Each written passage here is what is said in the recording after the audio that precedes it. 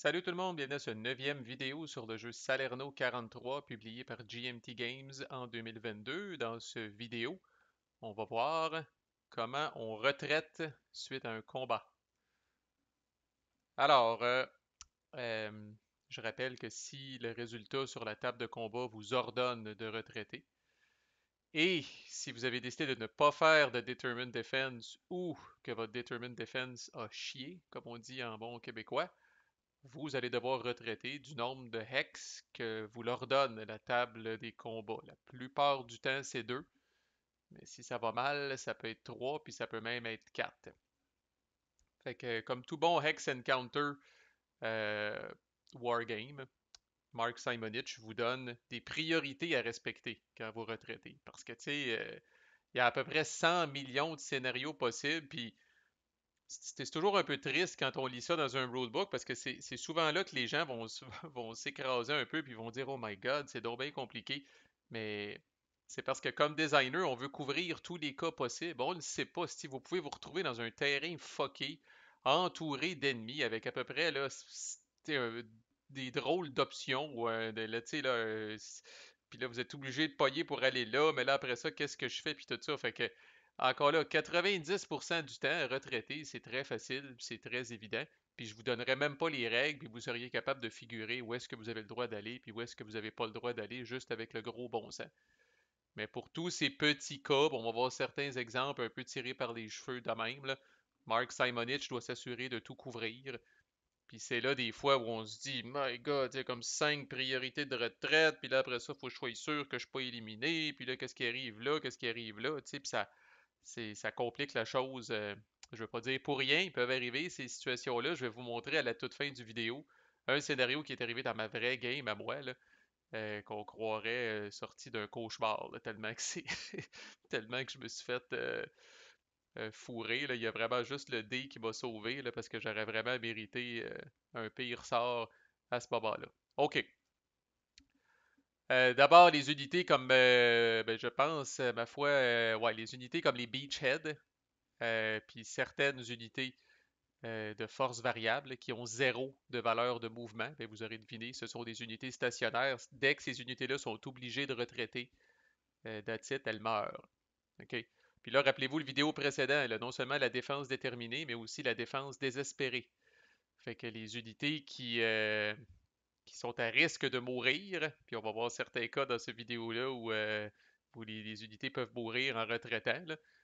C'est un argument pour faire une défense désespérée. Tant qu'à perdre votre unité, pourquoi pas brasser sur la table de Determined Defense jusqu'à ce que mort s'en suive, justement. Fait que c'est le cas des Beachhead puis des unités à force variable. Ils ont une valeur de mouvement de 0. Dès qu'ils sont obligés de retraiter, là, elles meurent. Les unités peuvent se splitter quand ils font de retraite. Fait que vous n'êtes pas obligé d'amener toutes vos unités au même endroit quand vous retraitez. Vous pourriez envoyer, s'il y a 4 unités dans le Hex, vous pourriez envoyer les 4 à des destinations différentes tant que c'est légal comme chemin de retraite. Vous pouvez même finir une retraite overstacked avec plus que 6 stacking points, là, qui, je le rappelle, est le petit chiffre à droite du counter. Là. Vous pouvez même finir une retraite overstacked en autant que vous corrigiez la situation lors de votre prochaine phase de mouvement. Quand même, le jeu est assez, le jeu est assez clément par rapport à ça. OK. C'était pas une joke, il y a vraiment 5 priorités de retraite à suivre dans un ordre bien spécifique. Selon moi, ça fait du sens. À vous de juger. La toute première priorité, qu'on appelle l'instinct de survie, c'est dans le fond là, ils appellent ça avoid elimination. Là. Donc, vous devez tout faire. Vos unités, en tout cas, Dieu sait, sur le terrain, c'est ça qu'elles vont faire. Là. Elles vont tout faire pour ne pas être éliminées puis pour ne pas être capturées. OK? Fait que ça, c'est la toute première condition. Si vous avez à un moment donné un chemin de retraite qui ferait en sorte que vous êtes éliminé, ben, vous pouvez prendre un autre chemin. OK? La première priorité à respecter, là, dans le fond, là, d'éviter l'élimination le plus possible. La deuxième, parce que quand même, il faut récompenser, entre autres, surtout l'allié pour ses efforts, c'est que vous devez finir euh, le nombre de hex qui vous a été prescrit. euh, Vous devez vous éloigner du nombre de hex qui vous a été prescrit par rapport au hex où s'est déroulé le combat. Fait que cette unité-là, par exemple, si elle a un résultat de DR2, ben, elle doit finir à 2 hex du hex où s'est déroulé le combat. C'est pour éviter là, ce qu'on appelle, ce que moi j'appelle là, les pas de côté. Là. Fait que l'unité peut pas faire, bon ben je retraite 1, puis je retraite 2. OK, mais là vous finissez à 1 hex du hex où vous étiez, ça c'est pas bon. C'est une retraite, on se sauve de l'ennemi, on se sauve en courant de l'ennemi. Alors il faut plutôt faire 1, 2, puis se trouver vraiment à 2 hex où s'est déroulé le combat. Là. Alors, pas de côté puis de petites danses là, pour essayer de tourner en rond puis de vous ramener quasiment à la même place. Ça, c'est pas valide. OK, vous ne pouvez pas retraiter dans une ZOC, à part le premier hex de votre retraite. Ça, Mark Simonitch, je vous le concède. Le premier hex de votre retraite, vous pouvez retraiter dans une ZOC. Ça va souvent arriver qu'on va être relativement entouré, là, puis qu'on n'aura pas le choix, justement, notre premier hex de retraite, d'être dans un ZOC. Alors, c'est toléré pour le premier hex, mais pas pour les autres. Et à noter que pour les fins de cette règle-là spécifiquement, puis on va voir un exemple de ça, si vous avez des unités amies dans un hex, dans le fond, elles éliminent le ZOC. Par exemple, l'unité allemande qui est ici, qui se fait attaquer, là, s'il y a une autre unité allemande qui est ici, là, ben, la ZOC des unités alliées qui sont là, est temporairement éliminée là, pour les fins de retraite seulement. Fait que ça veut dire que mon petit tank qui est ici pourrait venir retraiter là sans problème. Ce n'est pas considéré pour les fins de la retraite comme un hex avec un ZOC. Alors, thématiquement, là, vos amis vous aident, là, vous aident à retraiter puis à vous éloigner de l'ennemi. C'est souvent le cas dans beaucoup de wargames. Là, pour les fins de retraite, justement, les unités amies permettent une retraite un peu plus ordonnée, là, vous donnent du cover fire ou je sais pas trop pour empêcher l'ennemi de vous courir après. Fait que j'ai oublié de dire un, 2, 3, là, mais première priorité, éviter l'élimination. Deuxième priorité, finir le nombre de hex qui vous a été prescrit away du hex du combat. Troisième priorité, pas dans une ZOC à part le premier hex, puis c'est annulé par la présence d'unités amies. Quatrième priorité, vous devez finir en situation de supply. On va voir le supply dans un prochain vidéo, mais si possible, encore là, on est rendu assez loin des priorités, rendu à quatrième, mais s'il y a un choix, l'unité va privilégier un hex où elle va être en supply à la fin de son tour. Et dernière priorité, ne pas traverser de Mountain Hexside à part s'il y a une route ou une passe. Encore là, si on vous donne le choix entre une montagne de même, là, puis un terrain un peu plus droit, vous allez privilégier probablement naturellement là, dans votre retraite là, de prendre l'autre alternative plutôt que le Mountain Hexside. Fait que si on regarde, je vous ai préparé quelques exemples encore là avec mes petites affaires. Fait que, tu sais, souvent, ce qu'on va voir, là, c'est un cas comme le cas A que j'ai ici, là. Fait que, tu sais, bon, j'attaque ici. euh, bon, où peut aller mon unité allemande? Tu sais, elle peut même décider d'aller ici, même si c'est un ZOC, parce que dans le premier hex, là, on a le droit d'ignorer cette priorité-là. Là. Par contre, bon, plus souvent qu'autrement, l'Allemand va retraiter puis il va s'en aller un petit peu, là, peut-être ici pour essayer d'empêcher l'Allié d'avancer avec la passe. Là. Dans la majorité de mes exemples, on assume un résultat de DR2, là, qui est le plus courant, là, où l'Allemand doit retraiter 2 hex. Là. Fait que là, voici un cas où il a fait un premier hex puis un deuxième hex. Il va être in supply quand il est ici. Il n'y avait pas d'autres ZOC, Alouette. Là. Fait que c'est la majorité des cas, c'est des cas simples comme ça. Là. J'ai préparé une couple de petits cas compliqués, là, mais c'est juste pour pas que vous soyez intimidés. Là, dans la grande majorité des cas, vous n'aurez pas de problème. Bon, là où ça devient intéressant, c'est que je vais vous donner tous les cas où les unités sont éliminées.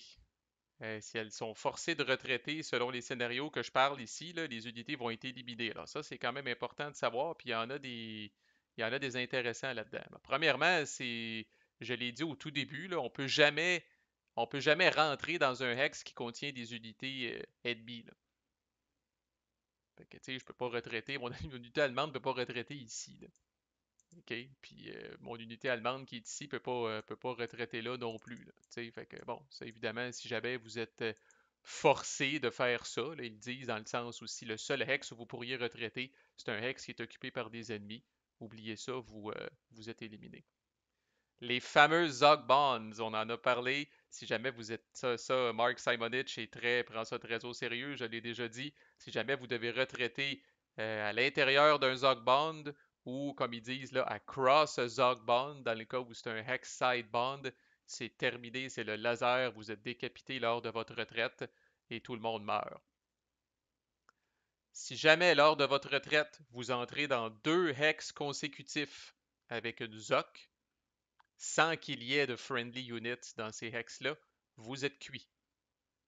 Alors oui, Mark Simonitch tolère le premier, là, mais n'importe quand dans votre retraite, si vous entrez dans 2 hex consécutifs qui sont dans une ZOC sans qu'il y ait d'unité amie pour vous aider, vous êtes cuit, vous êtes éliminé.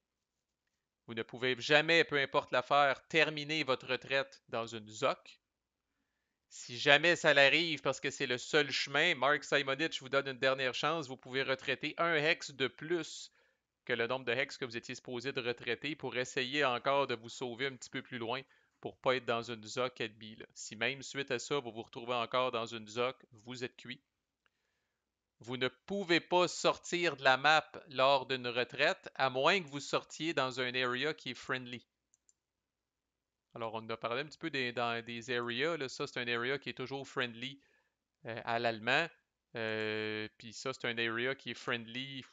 C'est très rare que ça va arriver. En fait, parlons de celui-là. Là, c'est probablement la seule place où ça risque d'arriver. Mais par exemple, une unité allemande qui serait ici pourrait retraiter dans ce friendly area-là. Et c'est quand même pas mauvais parce que le friendly area est considéré là, comme satisfaisant là, tout le nombre de hex que vous étiez supposé de retraiter. Fait que même si j'étais ici comme allemand, puis je devais retraiter de 3 hex, le fait de rentrer, de retraiter dans le friendly area, ça couvre les 3 hex.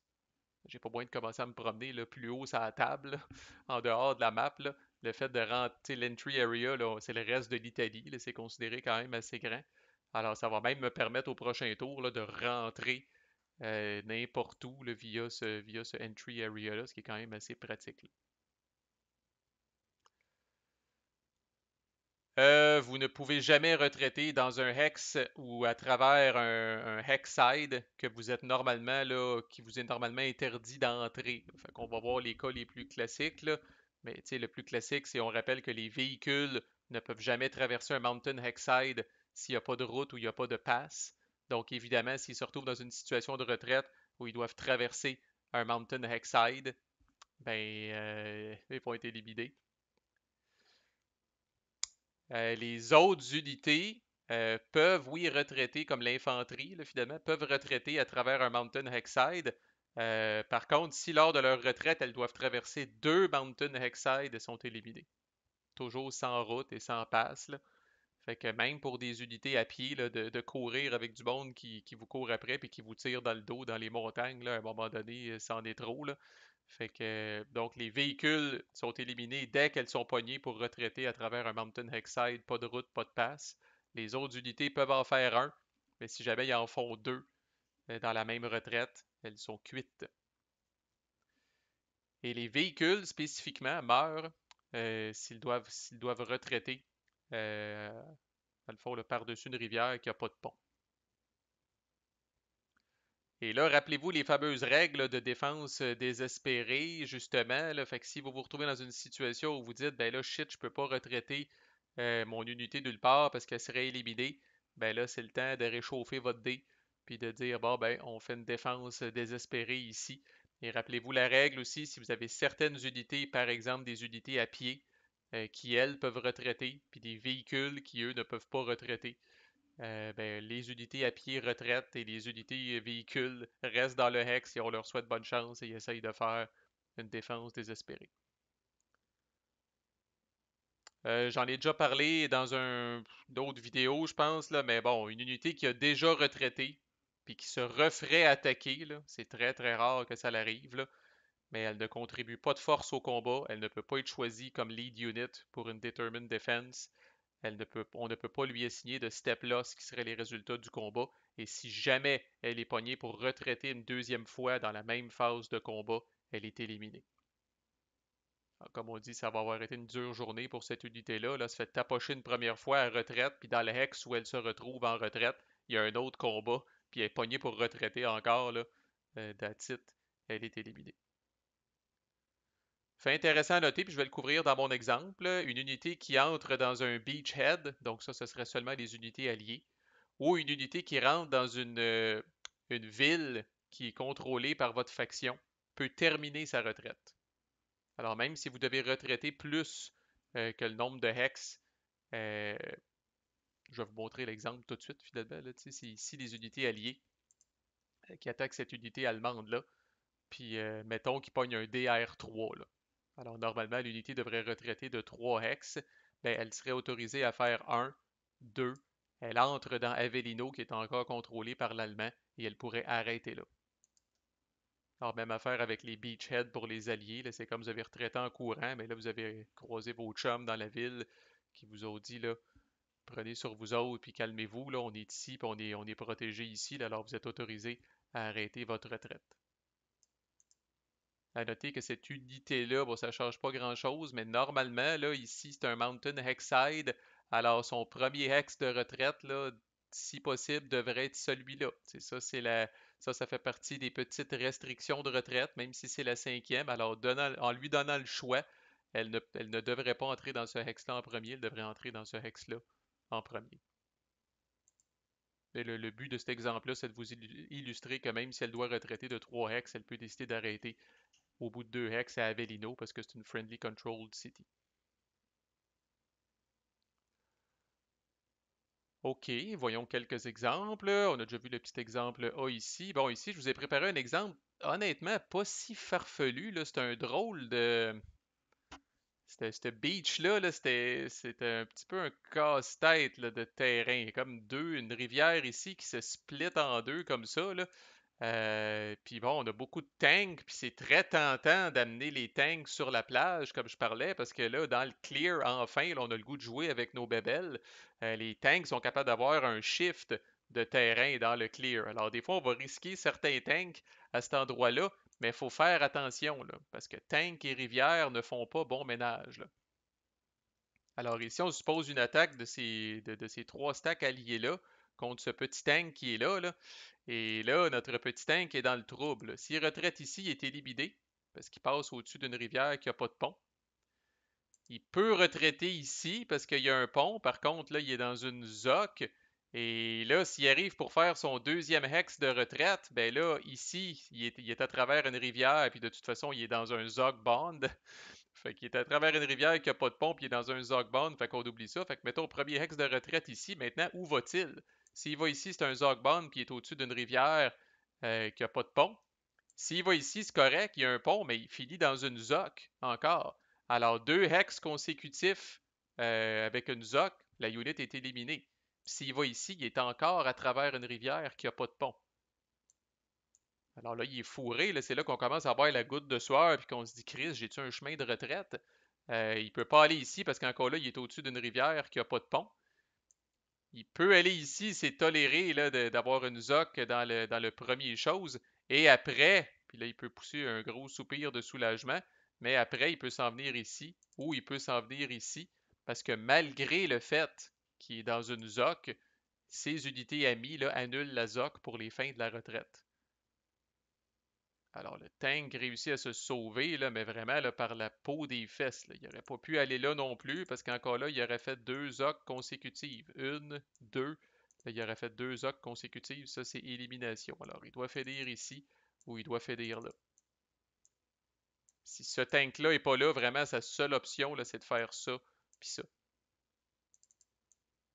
Et si cette unité-là n'est pas là, ben, encore là, réchauffez votre dé, c'est l'heure du Desperate Defense. C'est l'heure de la défense désespérée. Cette unité-là a nulle part où aller. C'est rare, mais cette unité-là a nulle part où aller.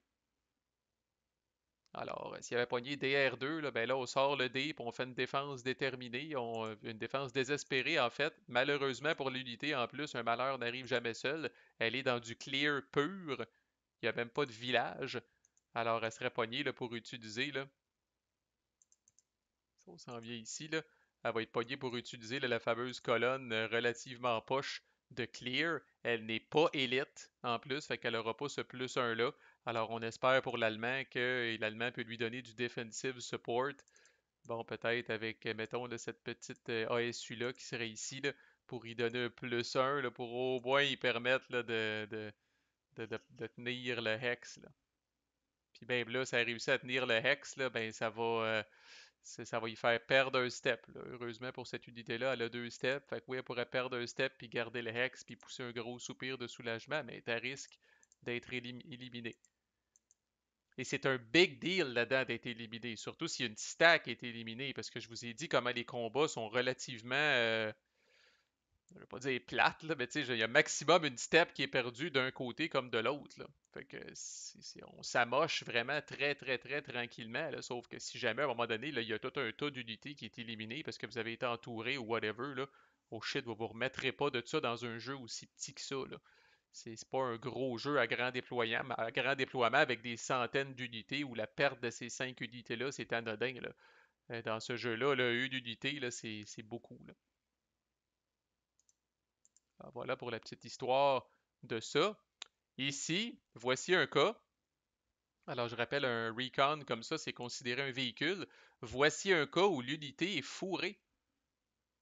Fourrée, là, les Américains l'ont vraiment accoté là, dans une espèce de trou à rat ici. Là. Donc, elle est entourée de Mountain Hexsides et c'est un véhicule. Un véhicule ne peut pas traverser un Mountain Hexside qui n'a pas de route ou de passe lors de sa retraite. Alors, encore là, c'est le temps de réchauffer le dé, puis c'est le temps de faire une défense désespérée. Là, parce que si jamais cette unité doit retraiter, elle est complètement éliminée. C'est de valeur parce que c'est une belle unité d'élite qui a 2 steps. Alors profitez-en, si ça pognez juste un DR2, là, ben vous êtes élite, fait que quand vous allez faire votre défense désespérée, vous allez avoir plus 1 au jet.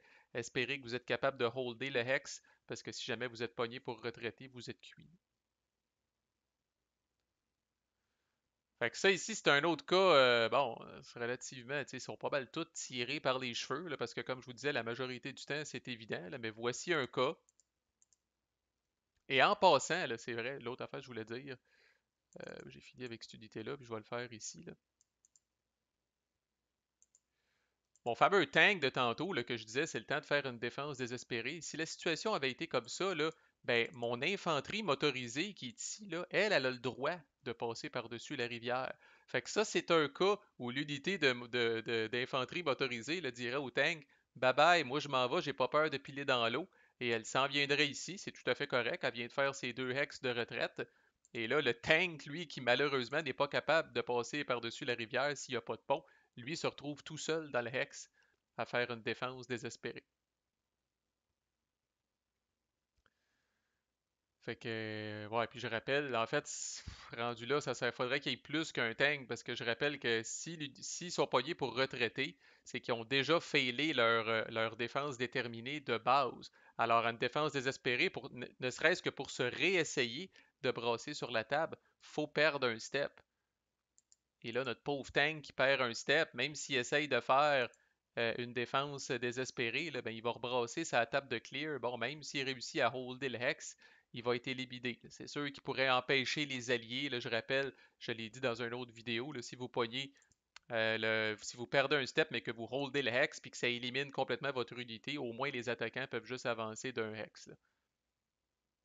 Mais un scénario où il y aurait plus qu'un step de véhicule qui resterait, là, ça vaut la peine vraiment de faire une défense désespérée parce que vous allez peut-être avoir quelque chose qui va finir dans le hex. Mais bref, voici un cas où certaines unités peuvent retraiter, d'autres non. De retour à notre petit tank ici. Bon, évidemment, là, ça c'est Mountain Hexite, ça c'est Mountain Hexite, fait qu'on oublie ça. Il recule ici. Il est bien content parce qu'il y a une unité amie qui est là. Il recule ici. C'est correct, il n'y a pas le choix, là, parce que s'il veut, peut-il aller ici? La réponse, c'est non, là, il y a un Zog Bond. Les Zog Bonds deviennent importants. Là. Ces 2 unités-là font un Hexside Bond. Alors, mon petit tank ne peut pas tout simplement décider de s'en venir ici. Là. Ça l'éliminerait complètement.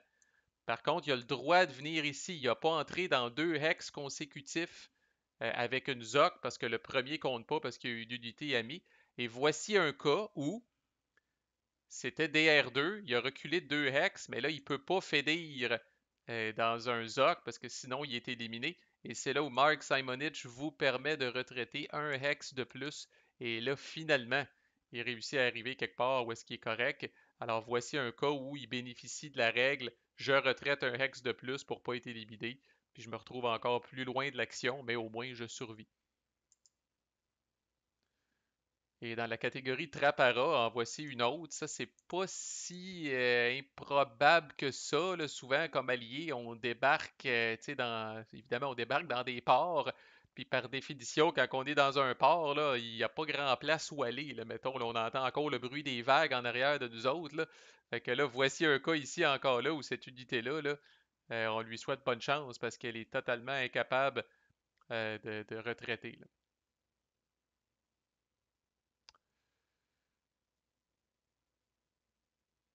OK.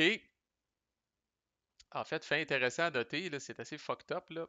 Elle pourrait retraiter ici, comme premier hex. OK? C'est une infanterie. Ici, il n'y a pas de Zog Bond parce que le Hexside Bond passe sur un Mountain Hexside. Et là, rappelez-vous, je le tasse en haut, je le tasse en bas. Si je le tasse en haut, là, je suis vraiment dans une montagne, fait qu'on oublie ça. Si je le tasse en bas, il y a une unité. Alors, ce n'est pas un Zog Bond. Alors, l'unité pourrait bouger ici. Par contre, quel est son deuxième hex de retraite? Elle a déjà franchi un Mountain Hexside. Si elle franchit un deuxième Mountain Hexside, elle est cuite. Alors elle est vraiment faite si elle doit retraiter cette unité-là, il n'y a pas de doute. Et finalement, dans la catégorie la fois où j'ai le plus chié dans mes culottes dans ce jeu-là, alors voici situation réelle de combat. Là. Là, je me pensais hot avec cette, disons, avec cette stack-là, là, qui est quand même assez forte, là, tu sais, avec un total, mettons, de 10 de défense, là, si on regarde le deuxième chiffre. Là. Puis vraiment, là, mon adversaire allemand, là, après avoir bougé ses unités puis tout ça, là, a vraiment mis le paquet. Là. C'est sûr qu'il prend un risque là, en faisant ça, là, mais il a vraiment mis le paquet. Il a bougé un paquet de monde ici. Il a utilisé une corps artillerie, une division artillerie. Euh, Fait qu'il est arrivé avec un ratio de 4 pour 1, là, si on fait le calcul avec tout le stock qu'il y avait. Là. C'est un hex de clear qui n'a pas de village. Alors moi, là, j'ai dû utiliser mon avion en support défensif cette fois pour ramener ce ratio-là à 3 pour 1 parce que je me suis rendu compte, ah ben Chris, ici il y a un Zog Bond et ici il y a un Zog Bond. Je peux pas aller nulle part. Je traverse ici, je passe le laser du Zogbond, je suis décapité. Je traverse ici, je passe le laser du Zogbond, je suis décapité, là. J'étais à risque de perdre deux tanks et une petite grosse unit de trois steps là, d'infanterie. Là. C'est dramatique. Là. Comme je disais, trois units dans ce jeu-là, là, c'est la fin du monde. C'est la différence souvent entre la victoire et la défaite. Là. Donc même un petit résultat relativement facile à obtenir et banal de DR2 là, m'aurait vraiment fourré. Là. En fait, il aurait fallu que j'essaye de faire une défense déterminée. Puis si ça n'avait pas marché, là, que j'essaye non-stop défense désespérée jusqu'à temps que ça marche. Là, parce que j'avais nulle part où aller. Là. Alors, scénario réel ici, là, où, tu sais, via du déplacement, puis tout ça, là, puis si on fait pas attention, là, euh, on peut se retrouver entouré de Zogbond. Fait que ça a l'air d'un scénario que j'ai créé de toute pièce, là, tu sais, pour dire, ah, voici un cas où le défenseur avec Chris est arrivé dans ma game tour 5. Tour 5. Si contre-attaque allemande, vous devez toujours être très très prudent comme allié, là, parce que si le jour où l'Allemand voit une faiblesse, là, il va dire oh Christ, là, je m'essaye. Là.